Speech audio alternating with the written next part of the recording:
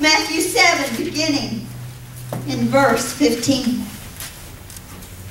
He says, beware of false prophets who come to you in sheep's clothing, but inwardly are ravenous wolves. Do we see some of those today?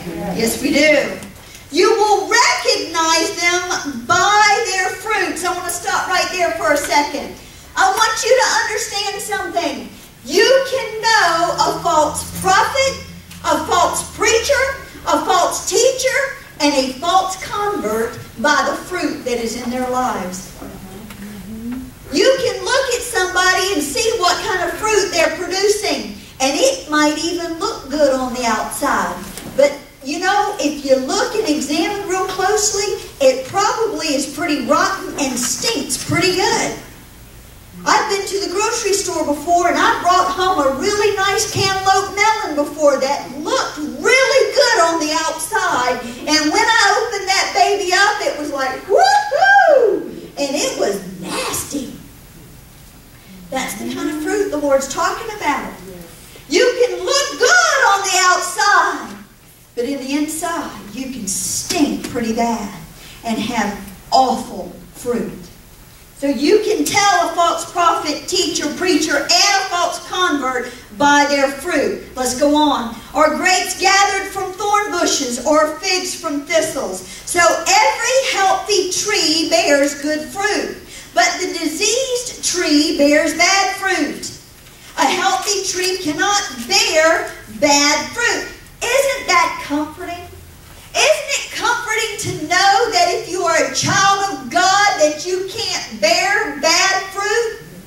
You might get off a little bit. Your fruit might be just a little stunted because it's not growing properly like it should, but you don't bear the bad fruit. And also, a bad tree will not bear good fruit. He says this, a diseased tree, well, it can't bear good fruit. Every tree that does not bear good fruit is cut down and thrown into the fire. Thus you will recognize them by their fruits. Not everyone who says to me, Lord, Lord, will enter the kingdom of heaven, but the one who does the will of my Father who is in heaven. On that day, many will say to me, Lord, Lord, did we not prophesy in your name and cast out demons in your name and do many mighty works in your name? And then I will declare to them, I never knew you. Depart from me, you workers of lawlessness. Woo, that tongue got tied. Workers of iniquity. There are many of those in the pulpits, in government, in jobs, your neighbors, friends, family members. There are many all across this world today that claim Jesus, and they are going around praising Him, going to church. They might be on the board. They might be in the pew. They might be singing on the praise team. They might be in the pulpit. They might be casting out demons. You might have witnessed somebody getting healed by them praying for them. But on that day, Jesus will look at them and say, depart from me, I never knew you, you worker of iniquity.